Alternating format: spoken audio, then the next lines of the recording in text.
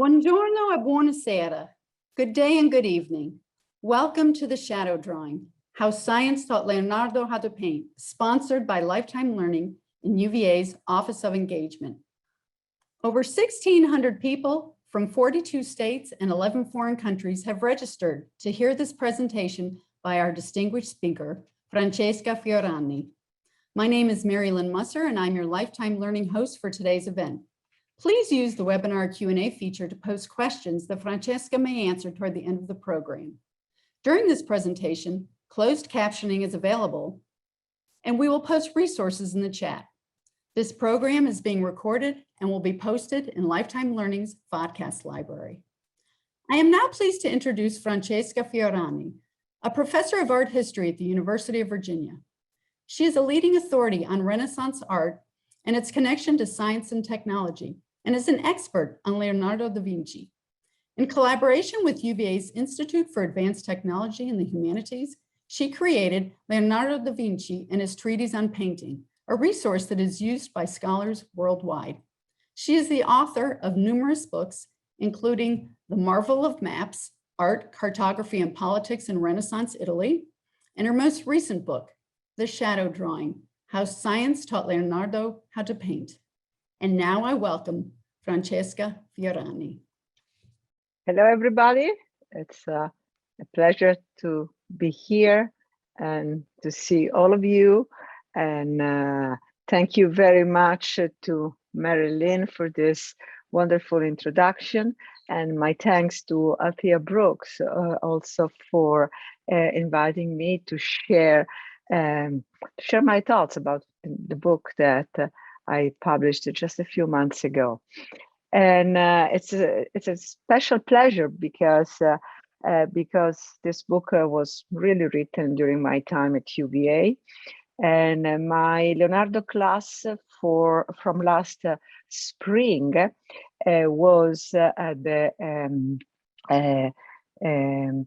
was the first group of people who heard about this book. I lectured from the book as I was revising the last version of it, one chapter every week. They did not know it.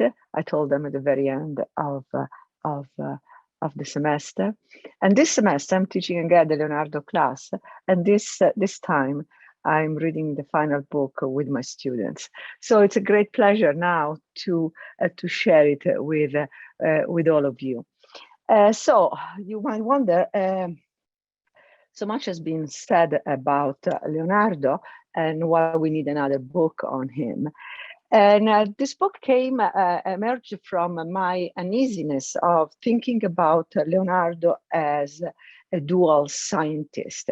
That is the great artist who gave us the Mona Lisa and the Last Supper, as well as the great scientist who foresaw things that did not exist yet, such as a flying machine or the parachute. And there was something about that dual view of this man that somehow did not convince me. It did fit very well with our modern view of our modern mindset, a mindset of the two culture, an art culture and a science culture. And here I'm really quoting the definition of the two cultures by the British novelist and scientist C.P. Snow. But that mindset flips on its head what made the Renaissance, a time when artists were deeply interested in science, not apart from their art, but because of it. So this was truer for no artist than Leonardo, who lived between painting, anatomy, architecture, botany, cosmology, hydraulics, and much more.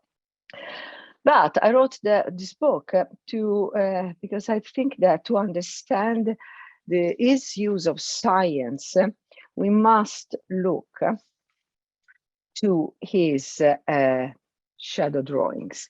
And let me start by sharing here my screen with you. So here's the cover of the book I just wrote. So I wrote it because I think that to understand his use of science, we must look closely at his shadow drawings. And you see an example of it there on the screen. These drawings taught him precisely how to paint the human soul. And this is Leonardo's true legacy, how he wanted to be remembered. In these shadow drawings, he depicted light not as we see it, as one solid beam, but rather as a set of discrete rays charting the individual destination of each and every one line by line. Clearly, he knew something about the science that made it possible to light to behave this way, and with exquisite precision, he identified which rays would hit, in this case, a ball in a straight line and be reflected straight back to the viewer, providing brightness, and which rays instead, because of a more acute angle of impact, would hit it diagonally, leaving the edge of the ball in deeper and deeper shadow. I wrote a book to argue that what made Leonardo was precisely the science that was behind those shadow drawings, and that was the science of optics. And that it was as a young boy training in Florence that he discovered its power to solve artistic problems. And that's what I would like to talk with you today. And I would like to do it in sort of three parts. First of all, I would like to ask you to talk about why optics, then why Leonardo, and finally, why painting. And so, why optics? As odd as it may seem to us today, optics was a hot topic in the Renaissance. It was considered a science that stood between philosophy and physics, and it was taught in all universities, together with astronomy as part of the medical curriculum. In fact, thanks to optics, astronomers learn how to analyze the shadows celestial bodies cast on one another, and to use those shadows to better calculate their orbits and shapes. Optics and astronomy were also essential to the practice of medicine. Doctors consulted the stars to diagnose illnesses, and it was believed that cures were most effective when the stars were favorably aligned. This was the reason Renaissance doctors were often authors of optical books. And for preachers, optics provided a way to talk about the divine. The Archbishop of Florence wrote in one of his sermons around 1450, "The light of grace pervades the world according to optical principles." Merchants were keen readers of optical manuals, as this science taught them how to measure distances indirectly through the position of stars and planets in the sky and find new trade routes. And here I'm showing you two images by this man, Paolo Toscanelli, whom probably most of you have never heard of, but he was a legend in Renaissance Florence, came from a family of merchants, was trained as a physician, as a doctor, was a writer, and was famous for two things. This map in which he measured again the size of the ocean and found that it was much smaller than previously believed, and therefore it was thinkable to navigate through it. And the ocean was what came to be known as the Atlantic Ocean. And then he built this astronomical instrument called the meridian, using the body of Florence's cathedral as part of the instrument. And this is interesting to us for a number of reasons. First of all, because something happened at the very top of the dome, to which we will return soon. And second, because this man, who was much older than Leonardo, is mentioned by Leonardo in his papers. And so perhaps the two did have a chance to meet. But optics, in its most refined formulation, was a distinct form of philosophy. When it was invented in antiquity, optics was the science that explained how we see. But explaining how we see, so how vision works, means really to understand how the mind processes information gathered by the eye. And this in turn means wrestling with one of the fundamental questions of philosophy. How do we know the world? So optics was a philosophical investigation that studied the role of visual experience in the acquisition of knowledge. In short, to be a great scholar of optics, one had to be a great observer of the physical world and a great recorder of visual experience. Why Leonardo? Well, Leonardo, like all his fellow citizens, must have learned about optics by simply carrying on with his life, whether by mingling with patrons and fellow artists, strolling past Florence's cathedral, or going to mass. Chances are that he heard about light, vision, mirrors, reflections, the length of the solar year, the size of the oceans, as these were the topics discussed in the Florence of his day. But as a young apprentice, in the right place at the right time, and by this I mean in the workshop of his master, whose name was Andrea del Verrocchio, he witnessed and perhaps assisted with an artistic achievement that seemed to others magic, but that he knew was the result of a deep knowledge of optics. This involved painstaking experiments that his master conducted to design the golden orb that sits atop the dome of the cathedral. We see a couple of images here. So if we are to connect Leonardo's revolutionary art to science, we must start with his dramatic introduction to the science of optics at the pinnacle of this dome.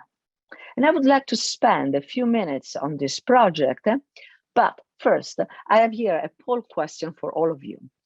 Have you ever visited Florence? And here the poll is up, your answers are coming through. Let's wait a minute to see a lot of you, and that's wonderful. So many of you will be able to follow what I'm saying, imagining yourself on that terrace. Maybe some of you also climbed the dome, and can imagine yourself on that terrace where certainly Leonardo was when Verrocchio was building this gigantic ball. So Leonardo was 17 when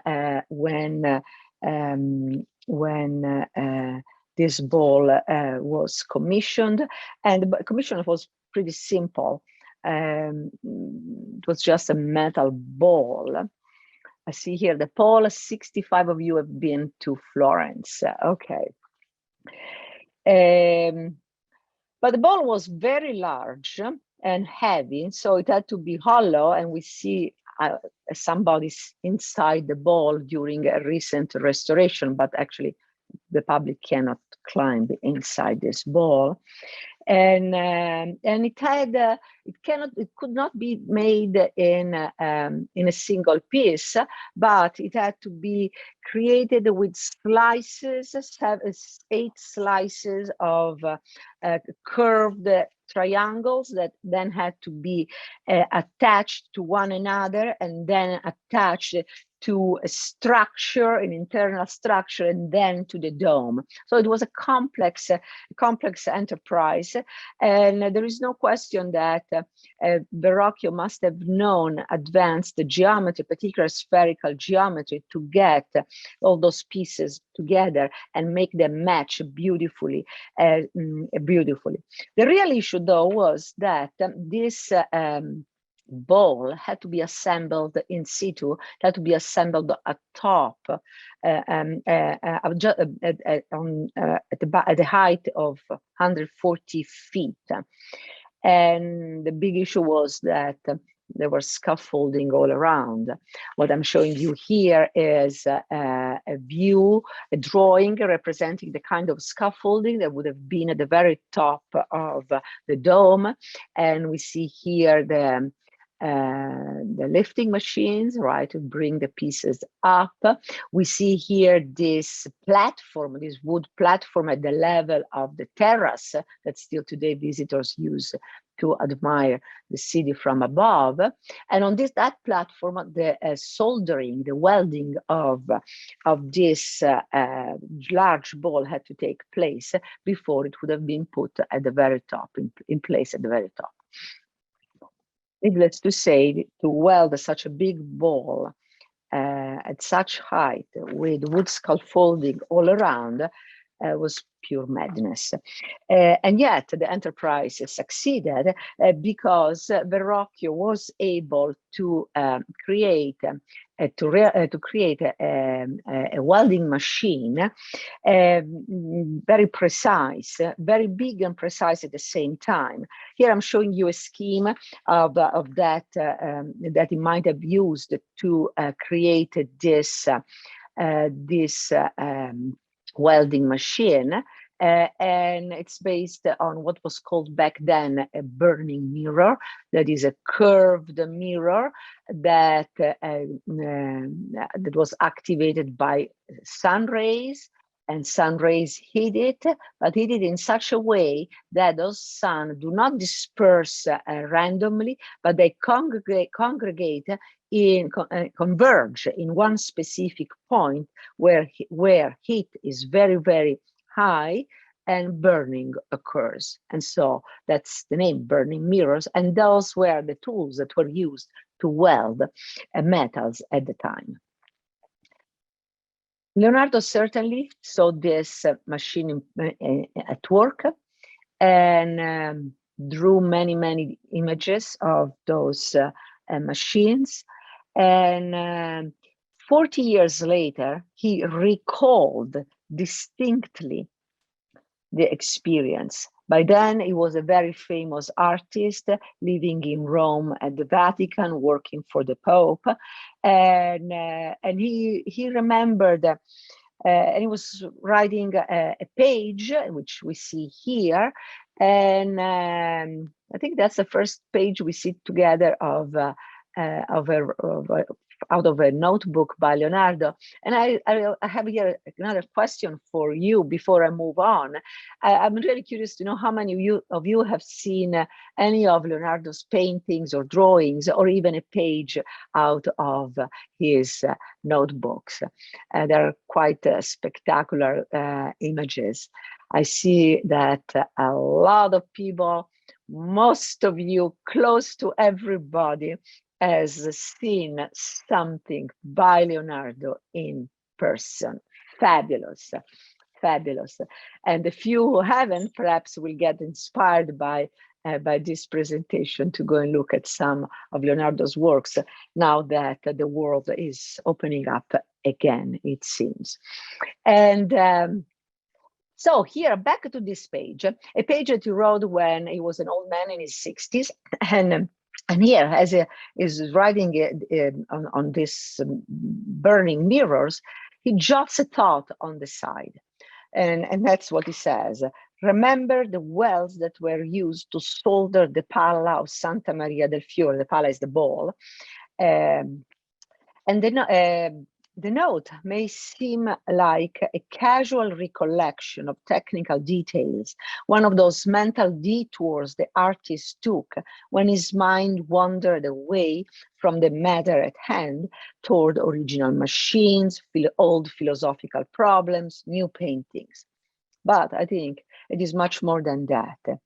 It was a memory from his youth, a rare peek into his formative years, a glimpse of things that mattered to him when he was an apprentice in Andrea's workshop.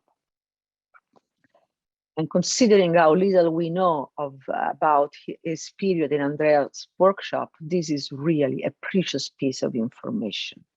Leonardo did not specify what role he played in making the golden ball, nor how his master designed the burning mirrors, but the event stuck with him.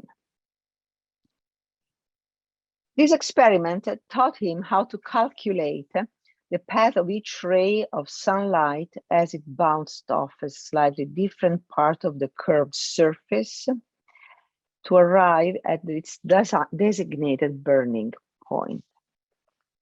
But as he worked, and this is the important part, as he worked his way through the science of burning mirrors, he slowly acquired the mental habit of moving from the direct observation of mirrors and their reflections to the geometrical diagrams that explain their functioning, and then back to the mirrors and to more direct observations. In essence, he was teaching himself how to see the science behind whatever optical phenomenon he was observing. So why painting? And here I'm showing you a beautiful tempera painting by Verrocchio, his master, representing Saint Jerome. But I must say that most likely this is the portrait of a Renaissance Florentine, whom we are no longer able to identify, but who chose to be represented, portrayed in the guise of Saint Jerome. So why painting? Because it's the art of painting, in the art of painting that Leonardo operated a huge intellectual leap. He realized that the science of burning mirrors could provide a roadmap, not just to goldsmiths, but also to painters. He understood almost from the beginning that same science, when put in the right hands, enabled painting to access and reveal deeper truth about the human condition. Now, let me explain. And here I'm showing you again Verrocchio's Saint Jerome, plus two drawings by Leonardo, some of the earliest drawings that we have by Leonardo, a drapery study, and then a landscape view. This one is particularly interesting. I just cannot resist showing you a detail of this drawing that he dated, something really, really exceptional. And here is an enlarged view of the date. Of course, he writes in reverse, so it is from left to right. So it takes a little bit of training to learn how to read his handwriting. Or you can use a mirror, right? Put the mirror next to the writing and read then the reversed image inside the mirror. But I think we can easily see the date here. And the date is 1473, 1473. And so sort of get a sense of his writings. So long before the Renaissance, artists understood that how a person holds his face and body unconsciously reveals a great deal about how that person sees himself or wishes to be seen by others. So the smirking smile needs no further explanation, nor do drooping shoulders. But artists also understood that much of what we really feel is revealed by almost imperceptible, but artists also understood that much of what we really feel is revealed by almost imperceptible details. And here is where the science of optics comes into play, and here is where Leonardo's master played a huge role. A figure striking a pose creates countless shadows in the folds of a garment, as well as in the lines and creases of a forehead or around the lips. Every tilt of the body or the head casts its own subtle pattern of shadows against the floor or wall. By paying attention to these shadows, an artist with some knowledge of optics could work backward from the interplay of light and dark to more accurately render the human form and better convey the emotions it expressed. So Verrocchio was really a master in that, and that's what he taught his students. He was among the first to realize that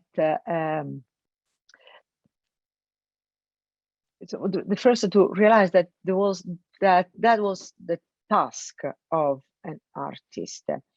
And it was not just that the minute variations made visible through those unexpected shadows they created, like the darkening a stripe of color in a garment previously shining in the light, or shading a part of the face that was lit earlier. But the real trick was to spot and paint correctly the areas where light met shadows, where penumbras occurred, and there was often some light, but not enough for clarity, creating a fuzzier overall picture. It was these changes in light and color, plus penumbras, that Verrocchio wanted his pupil to study and then employ. And that is a lesson that Leonardo understood fully, as we can see from these early drapery studies, as well as from this early landscape.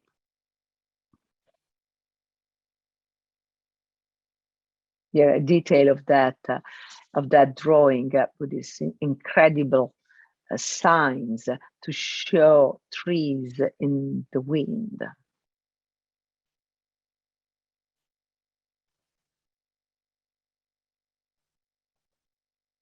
Leonardo did something completely different, starting from the first painting that he realized, and that's the Annunciation I'm showing you here.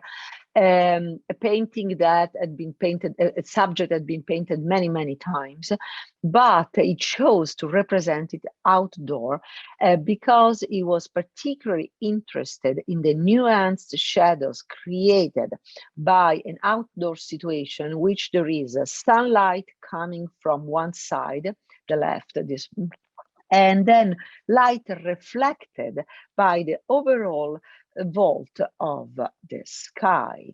And so shadows that are much, much more nuanced than the dark, sharp shadows created indoor. And so you can see that is really Verrocchio's student in the creation of the drapery.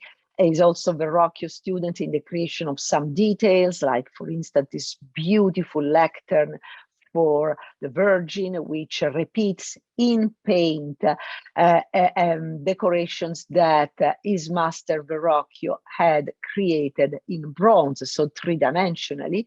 And then even later in life, wrote a sketch, the diagram, to explain exactly the lighting situation that he created in this Annunciation. That is sunlight coming from the left, and then the sky working as a huge reflecting surface, diffusing sunlight everywhere. And but what was really unique about this painting was the way he painted the landscape. And it's not that landscape were not painted before in Renaissance painting, and I'm showing you here a beautiful work by Pollaiolo's brothers. They had a workshop that was rival to Verrocchio's workshops, but the exchange between the two workshops were intense, and it's even possible that Leonardo, who always painted in oil, unlike Verrocchio, who painted in tempera, it's highly possible that Leonardo learned how to paint in oil from the Pollaiolo's brothers. Anyway, it is the landscape that is quite unique, and I'm going to show you details of landscapes from these two paintings. In both cases, we have things in the landscape, trees, mountains, houses, changing in size, so becoming smaller and smaller as they proceed in the distance. In both paintings, we have the things at the horizon becoming somewhat more bluish, right? But it is only in Leonardo's painting that we see not only diminution of size, not only diminution of color, but also diminution of details. There is a blurring of details. Here in the Pollaiolo brothers, we can still see all the single trees, smaller, but still there. And the details of everything disappears in Leonardo's painting as if it was veiled by a thicker and thicker atmosphere. In fact, years later, about 15 to 20 years later, Leonardo did write about what he called the aerial perspective. And here I'm showing you another page of from his notebooks. And again, the little sketch that the passage that talks about aerial perspective, how air and the atmosphere intervene in the way we perceive the world. And it could be that Leonardo arrived to this new way of painting landscapes and rendering depth in nature based on artistic practice, entirely on artistic practice. But it's possible that, given his exposure to optics since a very early age in Verrocchio's workshop, that he had access and interest and curiosity to delve in more specialized literature. And there was one book that, an optical book that was highly scientific and that, unlike any other optical book, had been translated into Italian. The book was actually originally written in Arabic, then translated into Latin, and then in the 14th century into Italian. And the book was available in artistic circles in Florence. In fact, we also know that it was in the hands of a dear friend of Leonardo who lived just a few blocks away from Verrocchio's workshop. Why is it important for us to establish that Leonardo might have read in a young age this text?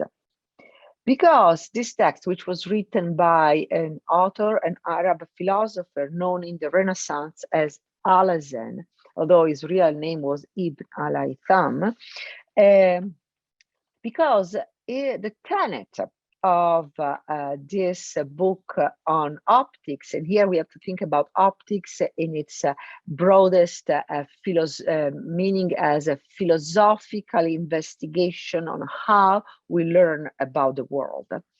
So Alhazen thought that the eye through which we know the world is never mistaken. The eye never errs. And the concept was a major departure from prevailing views that considered that the eye produced illusions and that knowledge based on visual experience was false and deceptive. The eye never errs for Alhazen because it's the perfect organ to capture the only thing we see in nature, which is, according to him, color. We see color because of light, and the two things were regarded by Alhazen and many others at the time as two separate entities. Now, after Newton, we know that light is color, but they didn't think that way.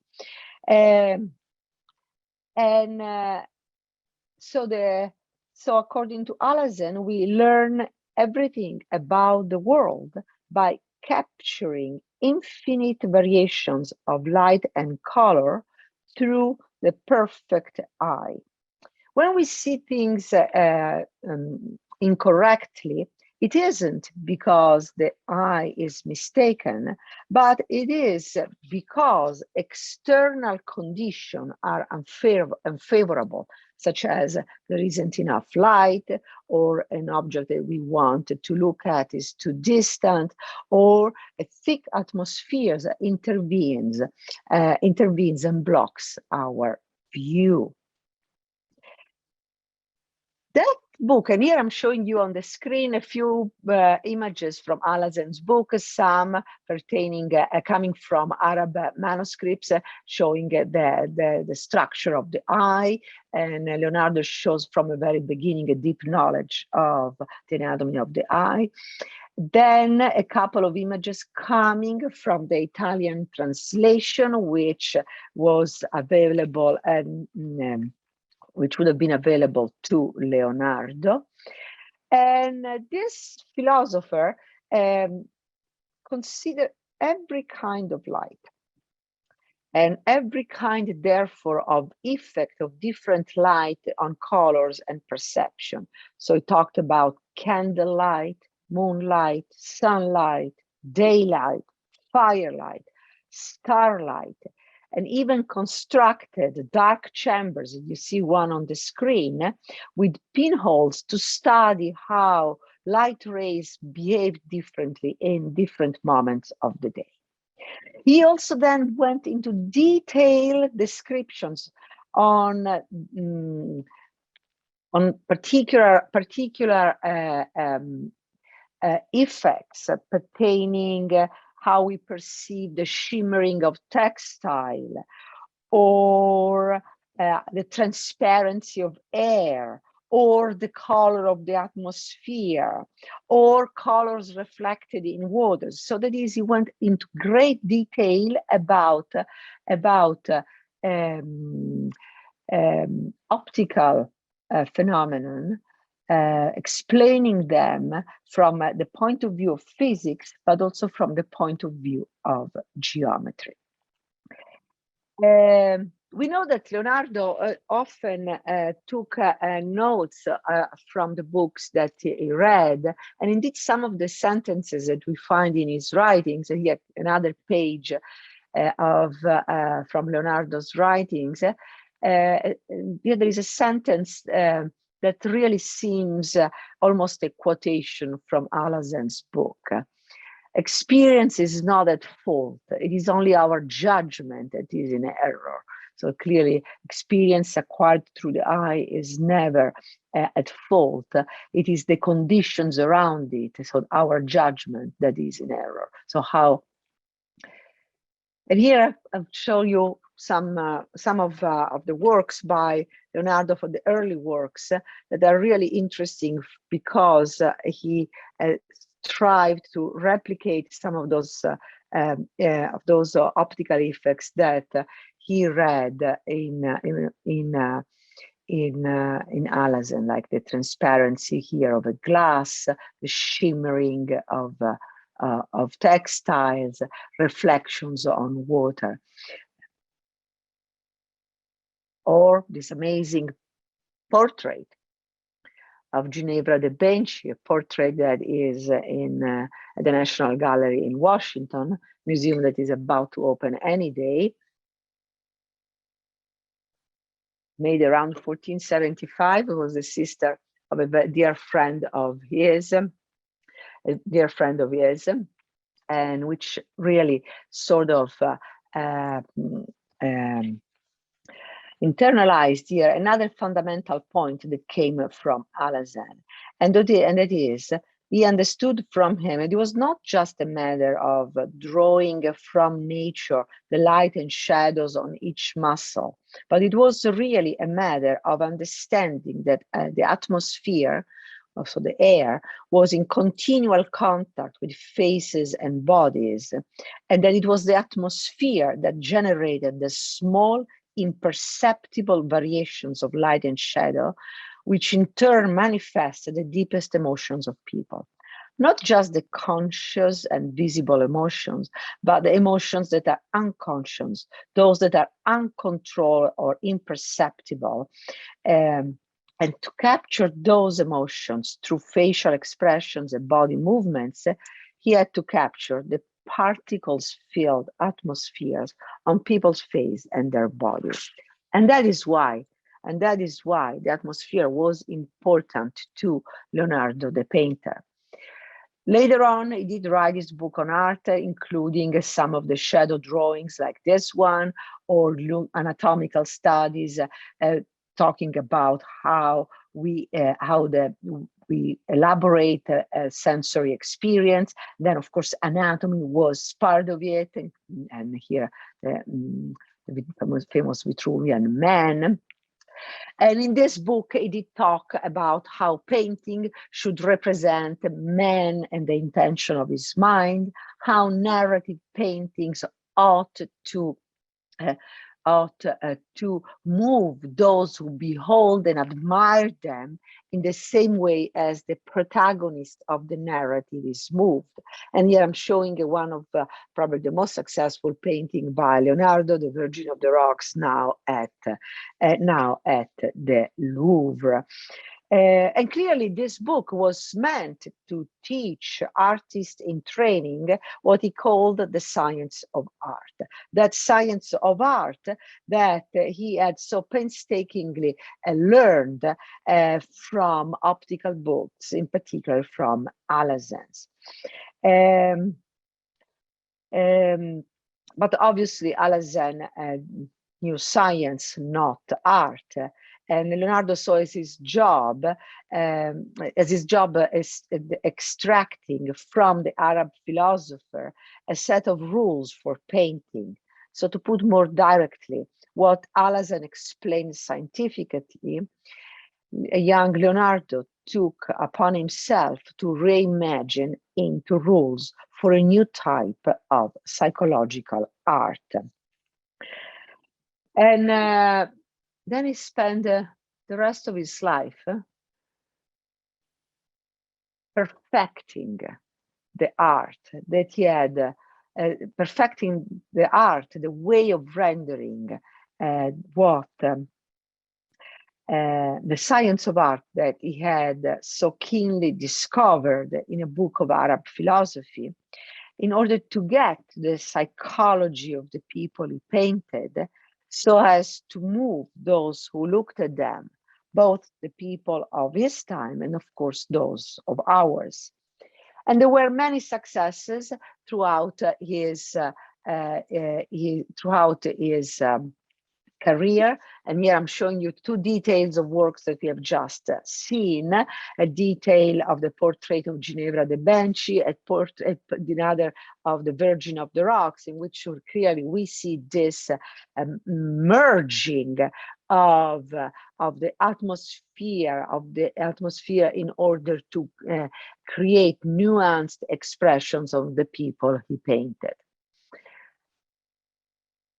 There were also great failures, and great failures is the Adoration of the Magi now at the Uffizi, which we see after a fantastic restoration.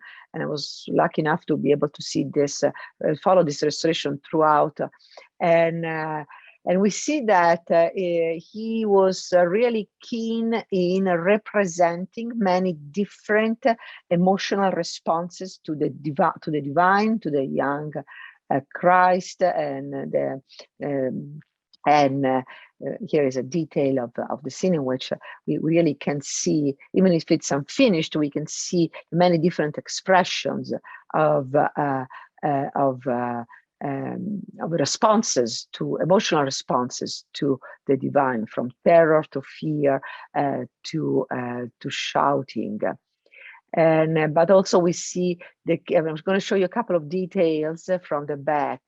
See his keen interest in creating optically correct image. Look at this at the rear of this horse, and how it sort of resembles almost perfectly one of the balls out of his shadow drawings, or also a detail from the architecture in the background, this arch, right, and the shadows beneath this arch, for which later in life he actually created a diagram explaining precisely how these shadows are created by the sun together with the sky. Here's the painting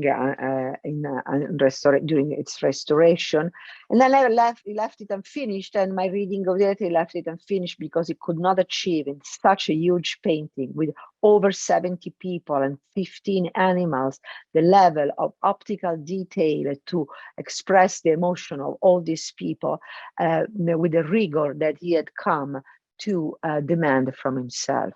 In fact, he never painted anything as big as this.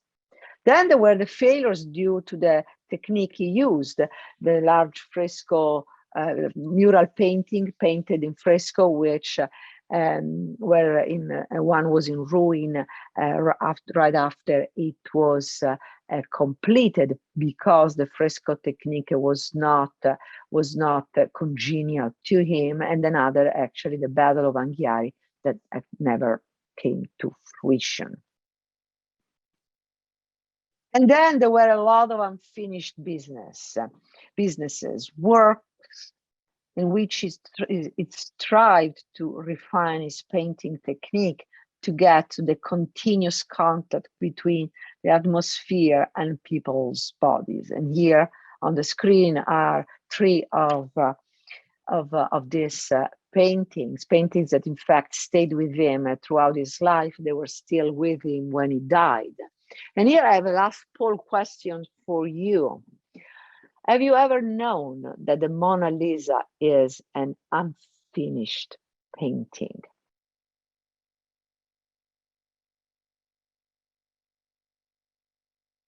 Let's see. It seems to me that the absolute majority of you did not know that. It's over 70% did not know that it was unfinished. And we know that it wasn't finished thanks to a number of things. So let me show very quickly a couple of images pertaining to the Mona Lisa. Let me just so. Usually we know these things with thanks to restorations, like, for instance, the restoration of the Virgin and Child with Saint Anne, but the Mona Lisa has not been restored in many, many years, and who knows when it will be, and nobody wants to touch it. But she receives what I call the diva treatment. And so once a year, it is removed from its case, carefully taken out and put on an easel. First, put on the easel on the way back, backward, because lots of attention is paid to the back of the painting, the wood. And here, this is Vincent de Levienne, who is the head curator for Renaissance painting at the Louvre, looking at the back of the Mona Lisa, making sure that the wood is in a great shape. Then it's put on the front, and everybody's looking at it and talking at it. And those are photos from a few years back when I was there for that day. The whole event starts the whole day, and it's long, and nobody eats or drinks. It's hours and hours of work until the Mona Lisa makes it to a table, and then the frame comes out. And then here it is. I call it the Mona Lisa in the nude. That's the time when the painting became for me, it was no longer an icon, but it was really a panel, a painting, quite exceptional. Then the diva treatment continues. What you see here is the Mona Lisa on the floor, actually sitting on a digital scale, and that's the cord of the digital scale that you see. And so the way to make sure that there is no infiltration of air or anything else. And then lots of pictures of new pictures every year and new data that are collected that are really important for the conservation of this painting, but more generally for panel paintings of the Renaissance. And it's thanks to this close examination that we know that it's not finished, that the parts between the background and the foreground, I'll show you details in a minute. Here there are both the sides. What we see here are not hills, but simply the background, the basic base color, brownish base color Leonardo painted, applied, and he would have painted on top of it, but never did. And so this shadows drawing here, just one more minute and I'm finishing, help us so to understand that for Leonardo, painting was about painting shadows that seem to have no end. But I think more importantly, they force us to rethink what is perhaps the most commonly held belief about Leonardo, and that for him, art was about copying nature. But it wasn't. Before the word psychology was invented, before empathy was a concept, before neuroscientists discovered the neural basis of our ability to feel what others feel, Leonardo was determined to be the artist who took Renaissance painting, where it had never gone before, into the inner invisible worlds of its subject.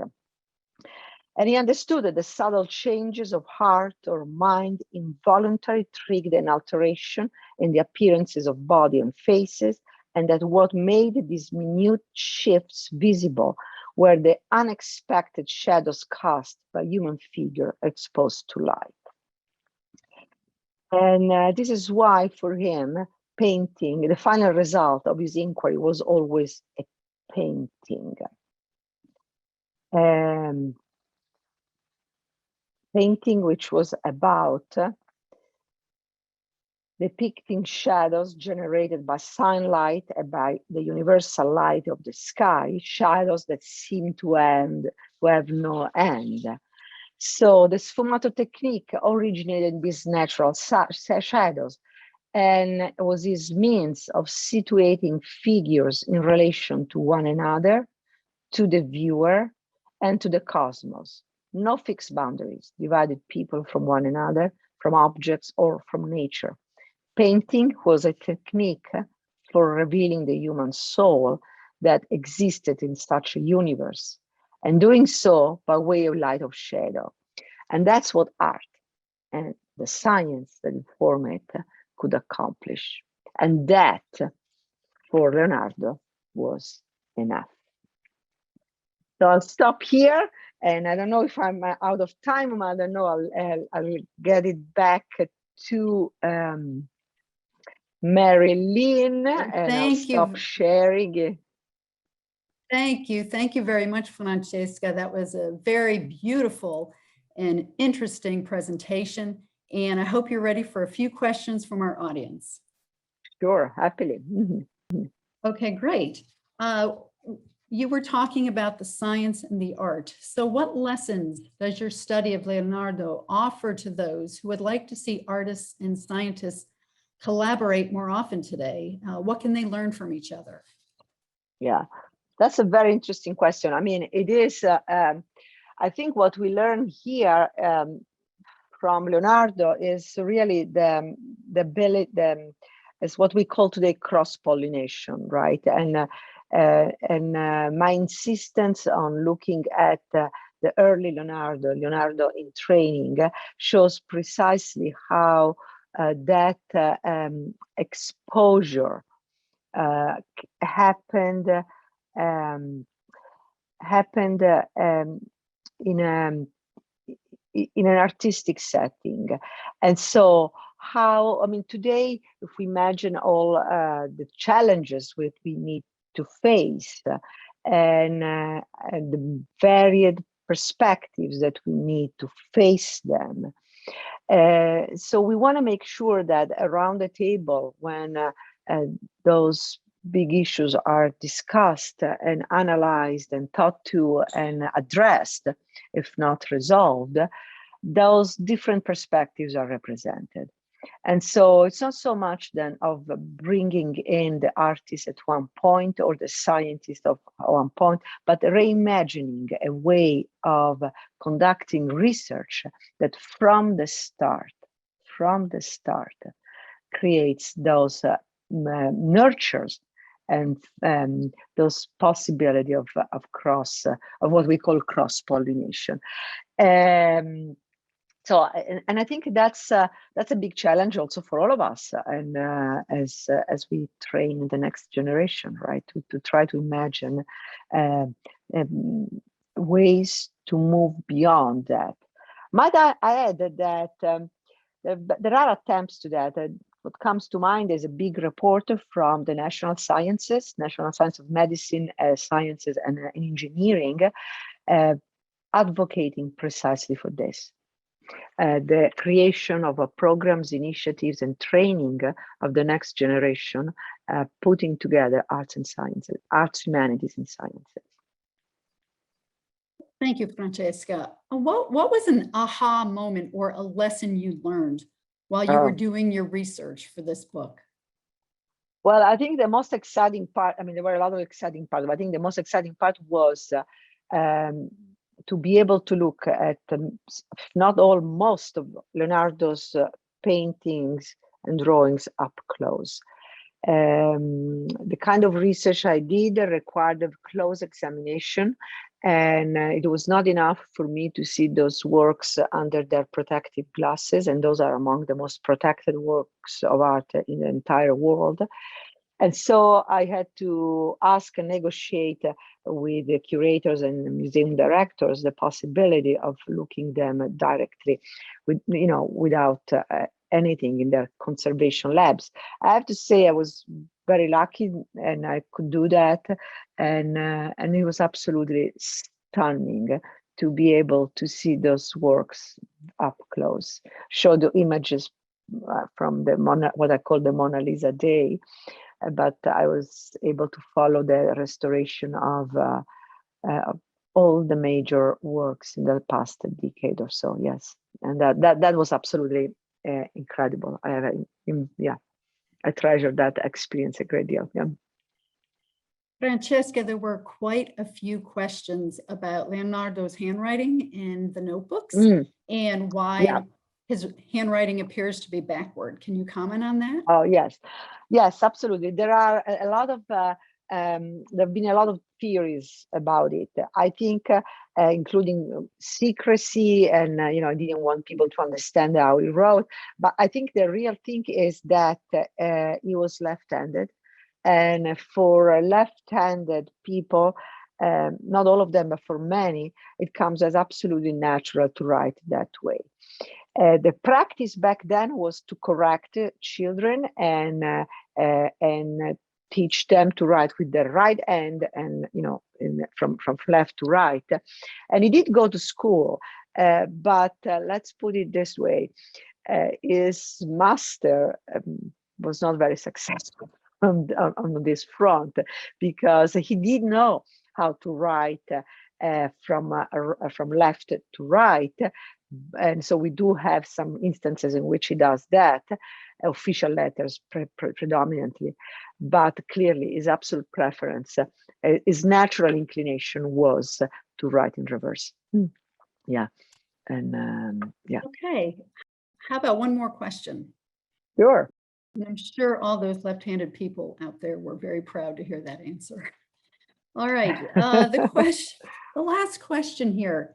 is like Shakespeare, Leonardo has been tagged with more of a sense of singularity than almost any other artist. What can you say about the play between individual work and collective enterprise or collaboration? Oh, that's a great question. Thank you so much. This, as I said, there were a lot of paintings that he never finished and kept for himself, including the Mona Lisa. And so the poor merchant, silk merchant, who asked for the portrait of his wife never got it. Or to be more precise, perhaps, he never got the painting entirely painted by Leonardo. Something that happened and was a practice in his workshop. So there were many assistants who created works based on his drawing, on his design, executed under his supervision, and sometimes with minor retouching by the master himself, who went out of the workshop as works by Leonardo. Now, that was not a form of cheating, as we might think today. It was just part of that collaborative enterprise that was his workshop. An enterprise that I think was modeled after the workshop of his master. Francesca, thank you so much for joining us today for this beautiful and enlightening talk on Leonardo da Vinci, and for joining us all the way from Roma. Thank you so much. It was my pleasure. Thanks. And to our audience, thank you for joining us. And upcoming on May 6th, Lifetime Learning will host Personal Branding, What You Need to Thrive Online. And on May 11th, we will present The Politics of Food in 2 Indigenous Communities. We invite you to join us for any or all 5 of our virtual events during our extended June program, Jefferson's West, Lewis, Clark, and Native Americans.